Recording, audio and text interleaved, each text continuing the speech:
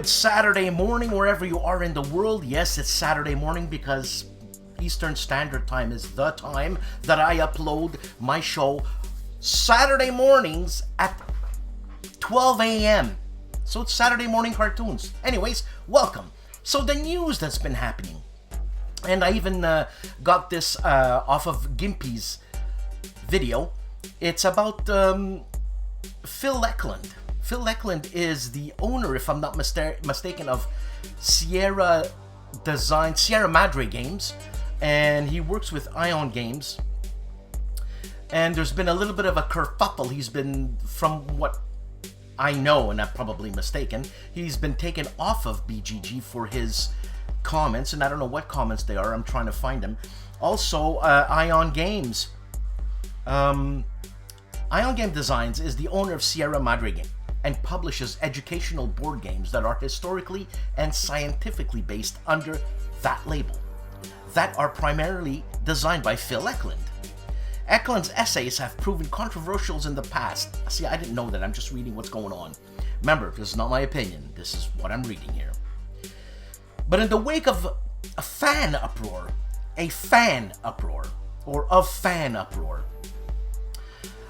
Eklund's COVID-19 comments, Ion Games Design created a blog post on January 18th officially stating the future games will contain no essays, but that purely factual footnotes would still appear once peer-reviewed by experts. Now, this guy's been designing games for 40 years, and he wants to put designer notes in. That's his opinion. I don't know what the story is. I'm just stating. I mean, so that's that. That's the issue with Phil Eklund of Ion Game Designs. Check it out. I think it was even on Twitter. Yes, I changed hat and I shaved, but no worries. Still the same day. So I'm continuing with the news, and what I just saw on Twitter is the Army University, the 2021 virtual wargaming competition Battle for Moscow. So it says DTG,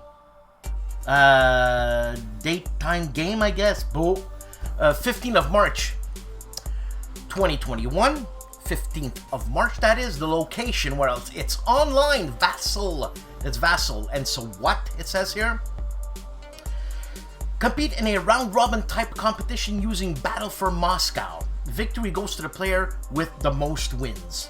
So come and test your skills, learn about the art of wargaming in the classroom, and enjoy the camaraderie of fellow gamers. So that is the Army University 2021 virtual wargaming competition. Look, WBC is not happening. Kick some hiney on this one. Also, people, don't forget, tomorrow night, Sunday, at 7 p.m. Eastern Time, I will be doing an In Conversation episode, 7 p.m. Eastern Standard Time, Sunday, that is, Sunday the 21st of February. And the subject will be solo integration in a game. If it's not solo, if it's a two-player game and there's a dedicated solo bot or system, plus game series.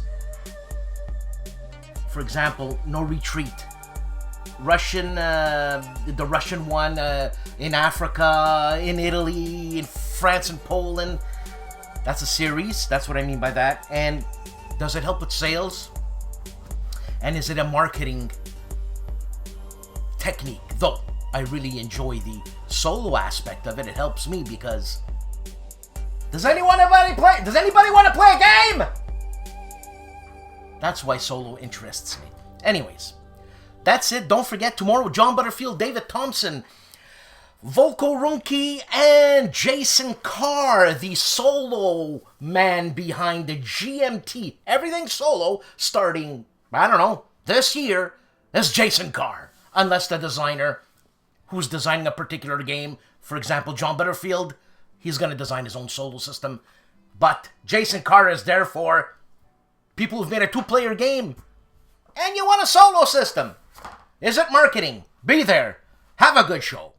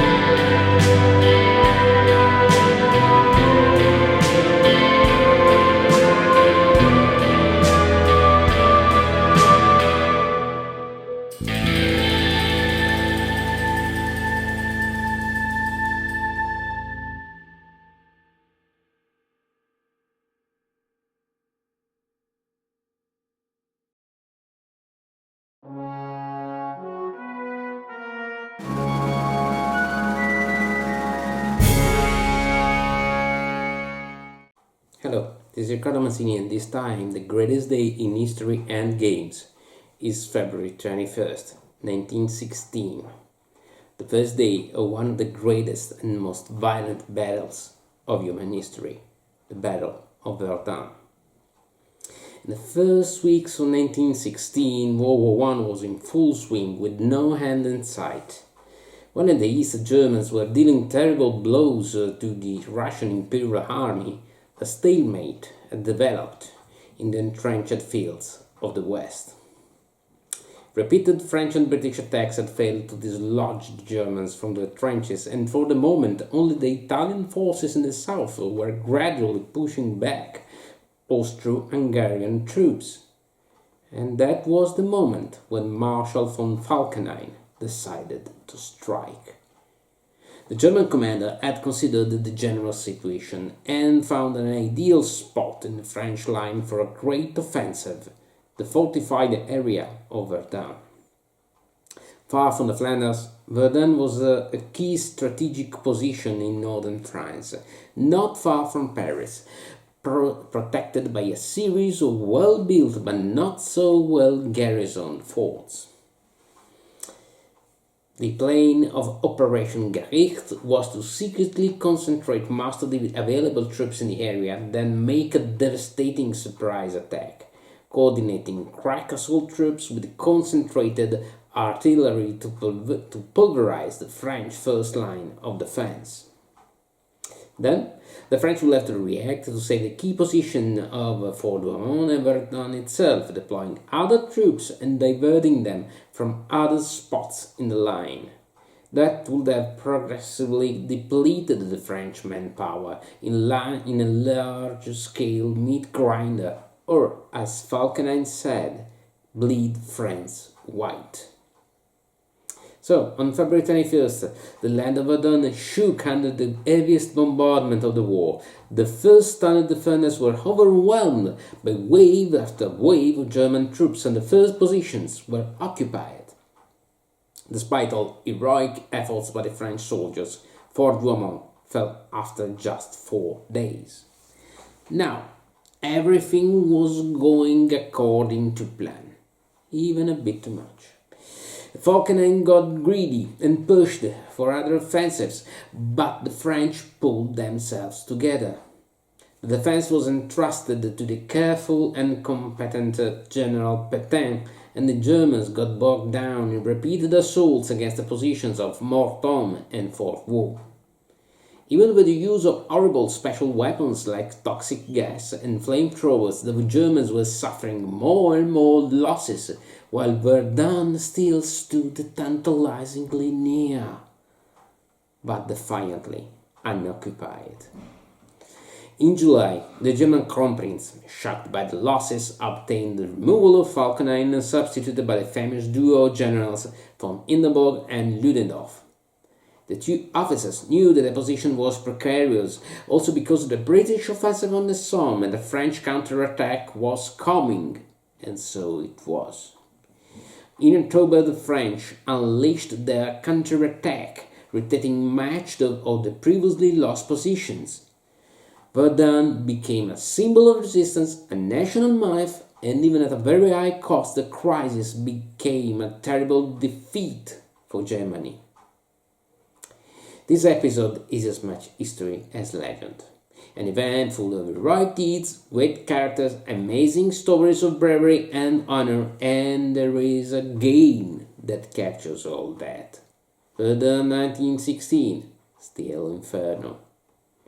By using the great artwork of graphic novel author Tardy, the game gives you a global view of the entire battle, through limited scenarios and one big comprehensive campaign setup.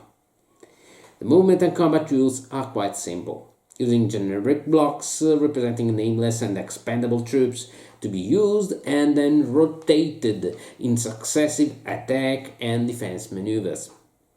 All the terrible attrition mechanic is amazingly represented, together with a card-driven system that lets you use military assets, external events, great characters, and a lot of different factors like morale, air warfare, and the impact of other far-off offensives.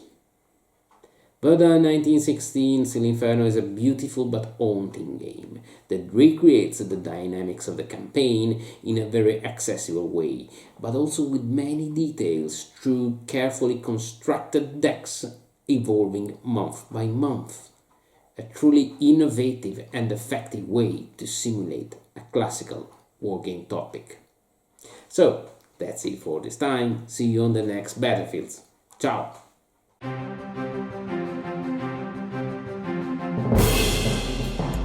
Mo of Mo's Game Table is previewing War Diary issue number 16. On GMT's website, they continue with Next War Vietnam's Part 2 and Easy Rules to Miss. Harebrained Games reviews Dune Imperium.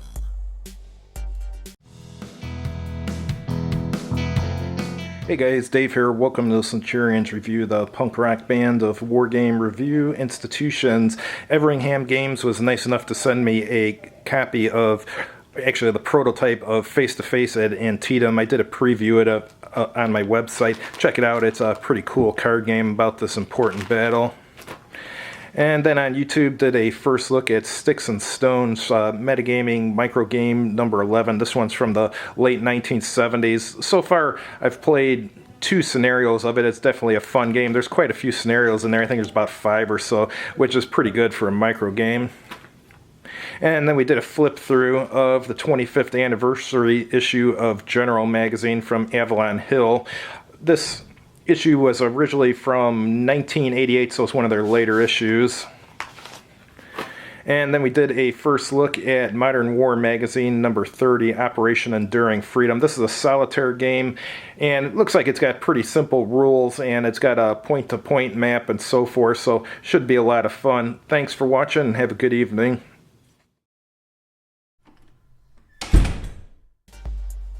Ben Harsh of Harsh Rules has a Learn to Play with Easy Rules Part 3 of The Bulge, a fast-action battle game, published by GMT.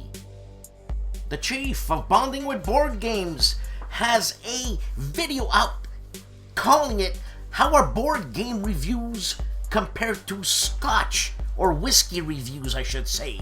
And also, he has a B-17 Queen of the Skies session report, Hamtaggery Mission 12. And Gimpy of the Gimpy Gamer talks about the Gina Carano effect for gaming, plus he continues Black Seas, Part 4. And the OG is having some fun playing Goblin from Dwarf Star Games. This is an oldie. The Player's Aid have 2 videos out this week. The first one is Alexander that rat. It's actually a really good video. How well does he know his wargame collection? And his wife is next to him.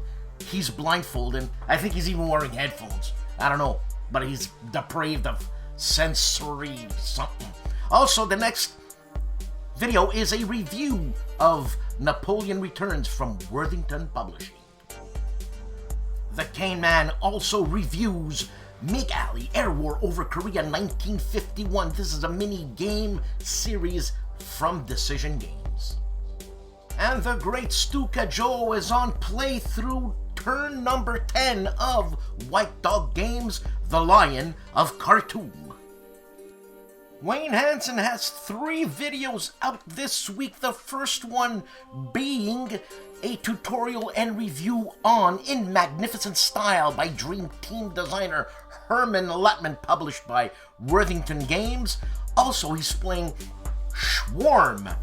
This is a game designed by Jeremy White and published by LPS. Actually, the game is designed by Mark Asted and Jeremy White, the designers of, or I should say the designer of Anime Costa Ed, the first one at least. And also, he's doing a Paper Wars Rally Round the Flag, Battle of Perryville and Stone River, designed by Sean Chick, published in Paper Wars, as I said, issue number 96.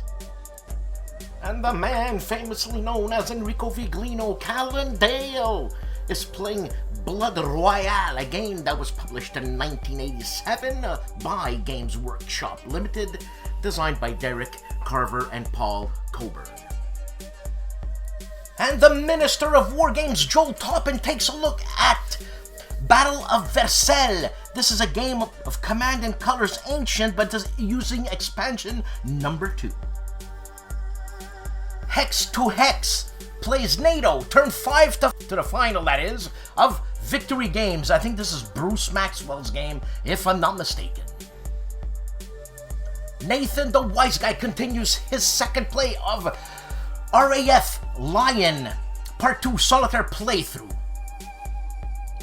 Legendary Tactics plays 1960, The Making of the President, card by card, Part 1, the first 10 cards, and his advice for strategy.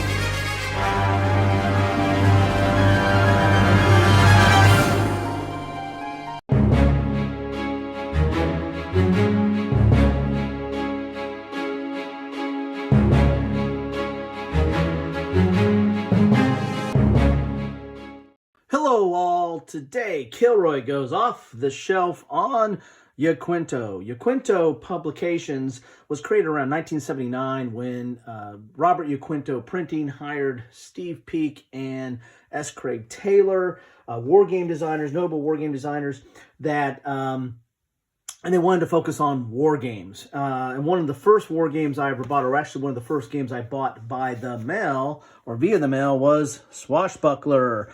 Not really a war game, more of a almost like a role-playing game, but it's kind of pre-programmed movement. This came in an album, as you can see. It looks like an album, but an album didn't come in it. It actually, you have the rules, kind of fit in the slot. You have the board, but you had to keep the components stored somewhere else. They didn't fit inside the album. Another war game I actually got from his Fast Attack Boats. Pretty good game, really more of a dice fest. Again, you keep the rules in the sleeve. You have the map board, but you have to keep the components somewhere else. So what did Yaquinto do to try to help solve this? They came up with the thicker box album, as you can see right here. And it had a little bit of a storage box here that you can either store stuff in here or store stuff in this pocket here. And you can keep your components and your charts, and then of course keep the rules in the sleeve as normal.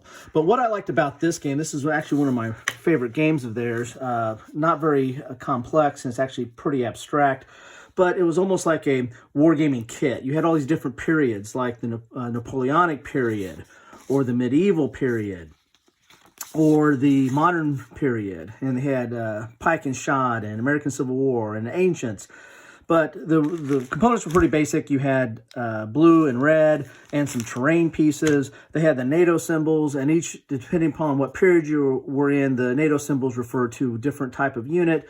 And then they had different values depending on what terrain they were in, had a movement value, a point value to balance out your gameplay or the sides. And then you had the standard army composition, like here's World War II and here's modern or today. And so you could take these, and it was very, very basic and somewhat abstract. You just kind of compared the values depending on what units were going up against each other. But what I liked about it was the simplicity and also the imagination, because you could take several of these different periods over time and create, you could create all kinds of battles. You can go look at history and then kind of throw some units on the board and create the battles doing your own research. They also did some heavier war games like Battles and Leaders, which is a tactical level combat in Civil War. I think it's like at the regiment level. They also branched out into other games other than war games, or this is kind of a war game. This is wizardry and warfare. This is fantasy based. But like Avalon Hill, they branched out into things other than war games. I have some examples of that, like Demon's Run, which was a space racing game. Roaring Twenties, which was a gangster type game. United Nations was more of a political type game. So, they did branch out into other things. They also had some of the other album games they did. Here's Barbarians, which is really kind of a dice fest, but it was 2 games in one. It did the fall of Rome and the Mongol invasion. Raider, which dealt with the Indian Ocean, German raider in the Indian Ocean, raiding commerce. Superiority, which is arguably not a war game. This is very abstract, but it was invasion in the near future. So all kinds of different war games. Some of their most notable ones was the Ironclads. That one is one of the higher ranked ones on at least Board Game Geek. You also had what I still think is one of their better series was the Panzer series, which started off with the game Panzer. Then there was a follow-up with 88, and then another follow-up called Armor. And those games are still around. That system is still around today in the form of MBT, or Main Battle Tank, which is now produced or published by GMT Games. So there you have it. I mean, Uquinto was gone. I think it lasted, its high water mark was probably in 79 to 82, and I think by 83 it was pretty much gone. So, but it still lives in some of the games out today, especially like the Panzer series that's out through MBT, and Panzer itself might be coming out in some versions. So, hope you found this interesting, but that's what I went off on the shelf, Uquinto. The World War II Solitaire Board Game channel is doing Panzer General Russian Assault, an unboxing. Also D-Day Dice, the 2nd edition Overlord unboxing, again with D-Day Dice 2nd edition. GROGNARD unboxing. World War II Solitaire Board Game channel. Gilbert Collins plays an old SPI title, 1812 Napoleon in Russia, Part 2 and finale. Dad vs. Son continues his magnum opus, the full campaign of Stalingrad 42, a Mark Simonich game published by GMT. The soft-spoken but formidable foe! Jonathan Townsend is with Joshi Townsend, and they're playing Battle Masters. And BLASTPOP has a video on Red Storm by GMT Games. This is a World War III air war in Europe 1987 game. System designed by Lee Brimcombe Wood, and this game designed by Douglas Bush. JK War Games and his Napoleonic rules on the musket and rifles system. And Jan Heinemann of Let's Play History has a load of games. Put an adjective there before load, but anyways, he's playing Fields of Glory 2 Plus. He's playing Republic Bayonets on the Rhine, Fields of Glory 2 Medieval, Fields of Glory Empires, and check it out, he's just going crazy. Liz Davidson of Beyond Solitaire in podcast episode number 34 has Cole Worley on games as historical arguments. Rough Swordsman Wargamer has an unboxing of Gulf Strike from Victory Games. Also, a live stream Patrol number 3. It's a replay of The Hunters from GMT, designed by Gregory M. Smith.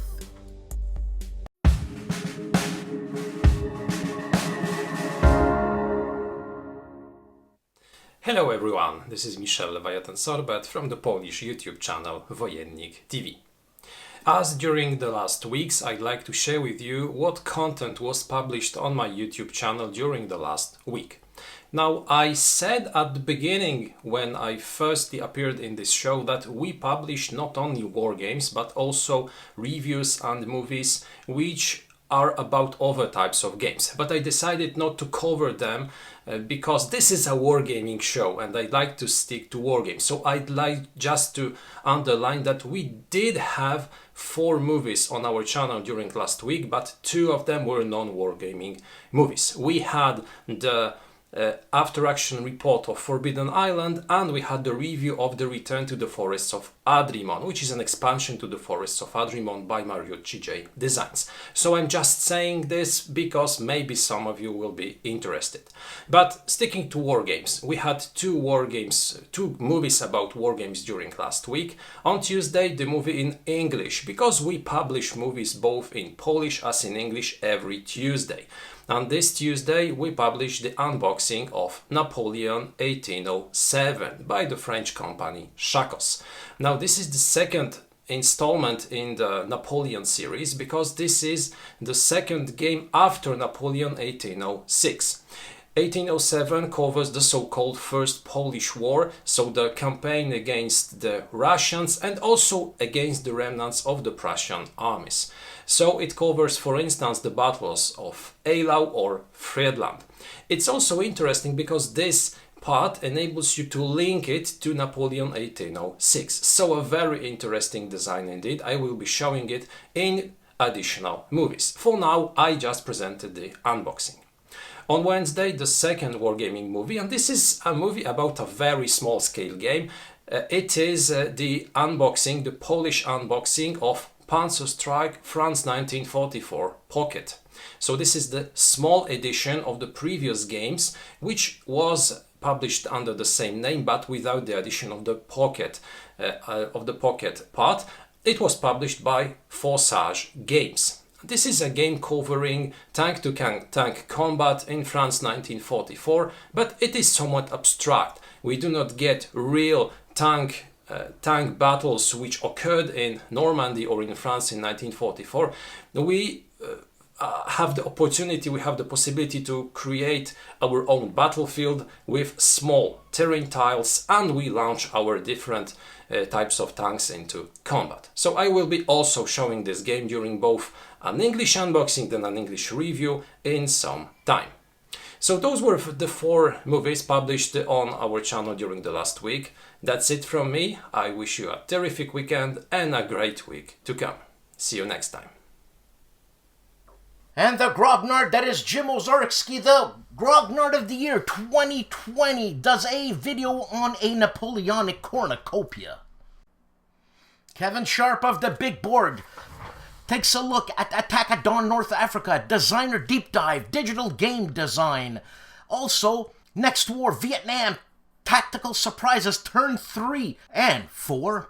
I'm assuming. Also, Shields and Swords Ancients Marathon Wrap-Up, and David Heath of Lock and Load Publishing is live with an interview with the CEO. The wargame philosopher AJ Toynbee of Hexes and Soldiers had a live stream on. Check it out. He's wearing a weird hat with some wings and a quarter note, but it looks more like an eighth note.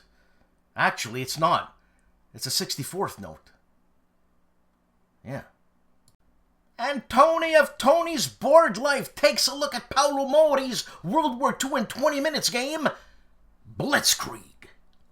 And the strongman of war games, Rob Oren, takes a look at War and Pieces in magnificent style by Dream Team designer Herman Lutman. Plus, on his War and Pieces segments, if you can only pick one, which one would you? And also another War and Pieces, what I got from an estate sale and how you can get it. And that's it, ladies and gentlemen, from the strongman of war games. Counterproductive Games continues his playthrough of Storms of Steel from the Conflict of Heroes series, and the scenario he's playing is the Courier Satchel, turn number 4. ID Jester and the War Room, February 13, 2021, with special guest, ladies and gentlemen, BLASTPOP, Mark Kalina himself. Tim Korchnoi of Bare Bones Wargaming continues his playthrough of Carrier Warfare in the Pacific. Seek Out and Play does a Modern Warfighter expansion unboxing number 22, Special Forces Airborne, for the Warfighter Modern.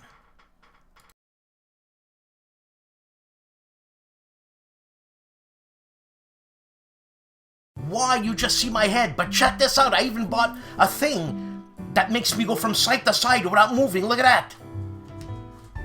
Isn't that cool? Hey, please subscribe, like, please support this channel on Patreon. $5 a month. It's $1.25 a show. Hey, I'm worth it.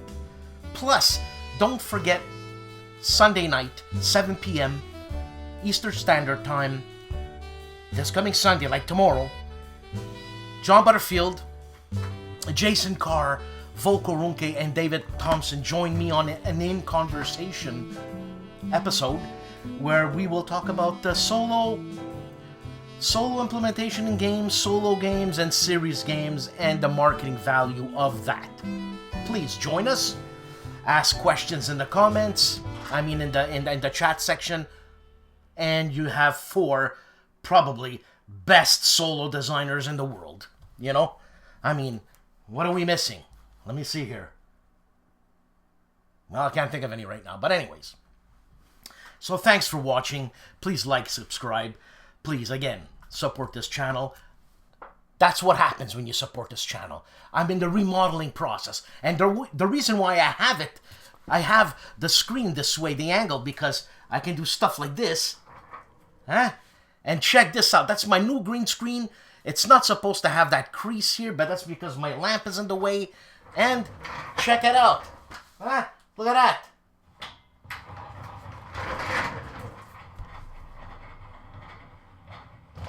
Cool!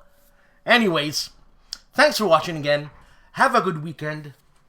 I had a great time doing this. I'd like to thank the people who do the segments. Riccardo Mazzini, Michelle, Wojenick TV. Sometimes ID Jesser comes in and does it. There's Robert Carroll of KillRoyWasHere. That guy's incredible. He's got like 5,000 games. He's going to go on for years. We're going to have that segment for a long time, trust me. And I'm glad to have him on. And, yeah. Hopefully we'll turn this No Enemies Here into the War Game Hub channel that you come and get your news. And hopefully I could send you to other channels where you can get your information. So, thanks! And ciao!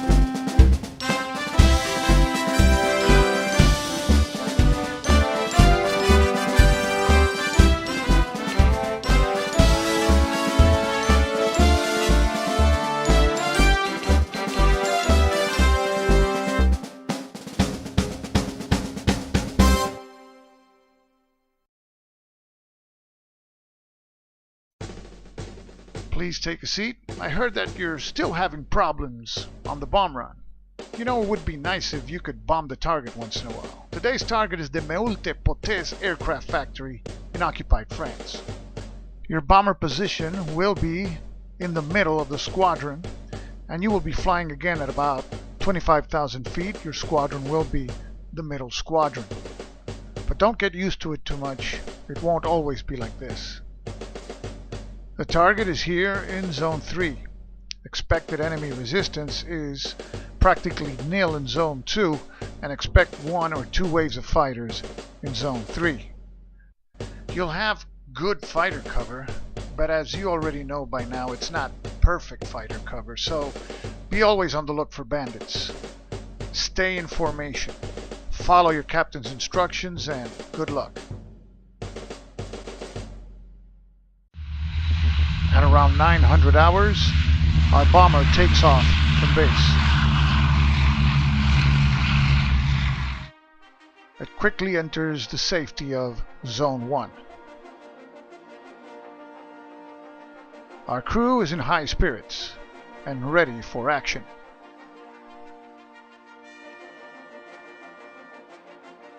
Our bomber enters Zone 2, where it has good fighter cover. The Germans failed to send any fighters to intercept. The review copy continues into Zone 3, where the weather is good. Fighter cover is also good. The Luftwaffe sends in its fighters.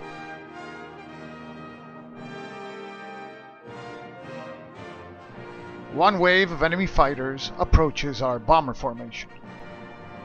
The Germans establish visual contact with the bomber formation.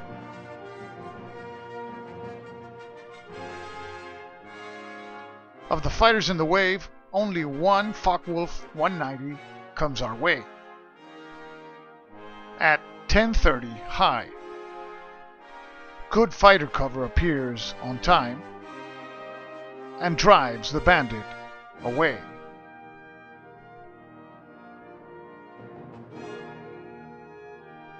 The review copy approaches the target area and encounters medium flak.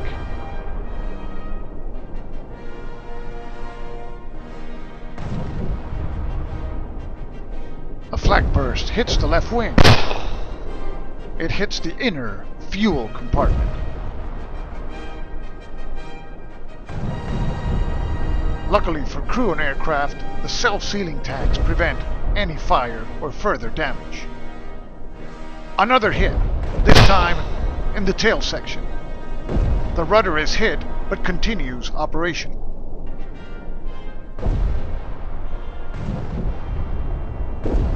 Under flak, our bomber approaches the bomb run. And the bomb run is on target. Our bombardier Arnaldo finally can see a target in his sights. He releases the bombs. 30% falls on target. Not bad. The review copy turns around to head for home. While departing Zone 3, the Luftwaffe sends another wave. The wave makes contact with the bomber formation. This time, 4 Me-109s are coming our way. It is a frontal assault from the 10:30, 12, and 1:30 positions. Our fighter cover appears in time and drives 3 of the 4 bandits away.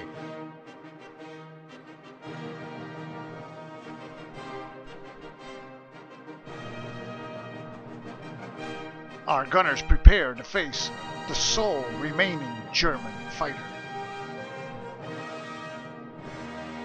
First to fire is the engineer, Jimmy Castelli. But he misses. Next, The navigator, hip shot, fires away, but fails to score a hit. With the Messerschmitt about to fire, the port waist gunner, Jason Young, fires, but also misses. The German fighter comes in for the kill and barely misses. He flies across our bomber. The tail gunner Viglino awaits him on the other side and hits. The 109 crashes into the ground. Scratch out another sucker. It's the second kill for tail gunner Viglino. The review copy continues into Zone 2, where it has good fighter cover and no bandits to worry about. It enters Zone 1, where the weather is good and has an uneventful landing.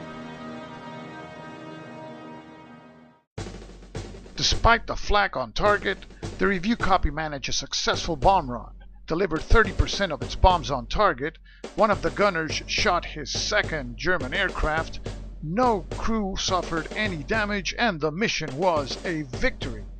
The first victory for the review copy in B-17, Queen of the Skies.